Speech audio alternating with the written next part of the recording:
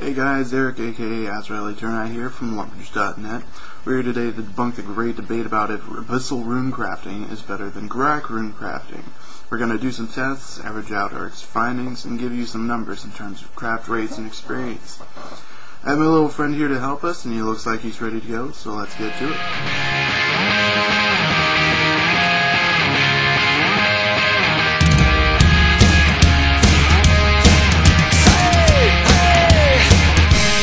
Guys, here we are in Edgeville. We're getting ready for the Abyssal RuneCrafting.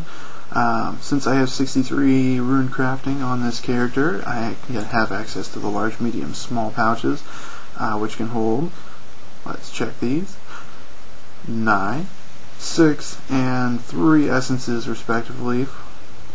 The large pouch requires 50 RuneCrafting to use, and medium 25. And small is easy. We have an Abyssal Lurker with us, which I'm going to go ahead and summon. Look at that little guy. Let's move over so you can see him better. That's an Abyssal Lurker. There's a nice little picture of him. Isn't that something you want to cuddle up with? So here we go. We're going to toss 7 essence into the Lurker. That's the most he can carry. We're going to grab some more from our bank, and so this is the equipment setup. We have Boots of Lightness, Rune pickaxe. You can use any pickaxe really. I just used Rune because I have spares. Spot Ear Cape, Amulet of Glory for telling to Edgeville, Ring of Dueling just in case, and for kicks a Nature Tiara. You can also have, if you have Penance Gloves from the Barbarian Assault minigame, those will help your weight. If you have Dragonite armor that you want to use, you can. I'm 93 defense and 99 magic, so that doesn't really bother me. So that's going to be it for the equipment setup. Abyssal RuneCrafting requires the completion of the Abyss mini-quest, as well as the nerve to go into a multi-way combat area filled with aggressive creatures in order to access portals that lead directly to RuneCrafting altars. Alright, here we go. On about an average trip length of the trials that I did. Head north of Edgeville, out into the wilderness, across the Witham Ditch, to the Mage of Zamorak, whom is up here. Get attacked by a skeleton. 93 defense, so screw him. Let's go out here and find him. There he is. Teleports with the Mage of Zamorak. We actually get lucky here. We get put up next to mining rock that's in the north end. All the different locations are randomly generated, so we get popped into the center ring right by where the nature rift is. There we go. Pop into there, start emptying out our pouches, crafting more runes, unload our familiar and the last pouch, and craft some more. Head to Edgeville. What I do is, included in the time that I say a trip length includes, is reloading for the next trip. So we're going to fill up all of our essence, dump those back in there. And the reason I say this is average is it includes error, because obviously I don't do everything right immediately, like our lurker disappeared and is just now coming. So we'll load up that, and that's going to be it. Trip length is minute 36 about. Along the way, the Mage of Zamorak may run into revenants. These are powerful undead creatures that cast ice spells, top blocks. You can attack with range and melee. Sometimes they can overwhelm players in a hurry, and being teleported and frozen is not where you want to be as a rune crafter.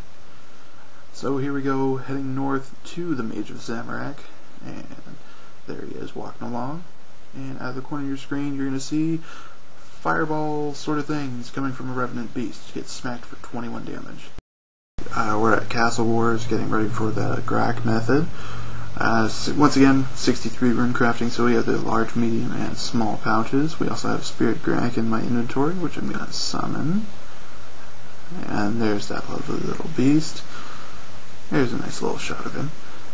We're going to head over to the bank and start loading up on essence. Now once again, we have the large, medium, small pouches. Holds 9, 6, and 3 essences. I'm going to click over and grab essence from the inventory.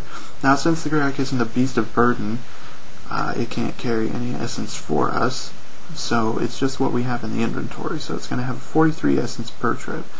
Equipment, we have a spotty arcade, boots of lightness. Once again, if you have penance gloves, those are plus. Amulet of glory, ring of dueling, and of course a nature tiara. Now you're going to need the amulet of glory and ring of dueling to teleport back, but the Graahk will teleport for you to the location. Alright, so we're going to run an average trip. This is a little bit shorter than what the average is.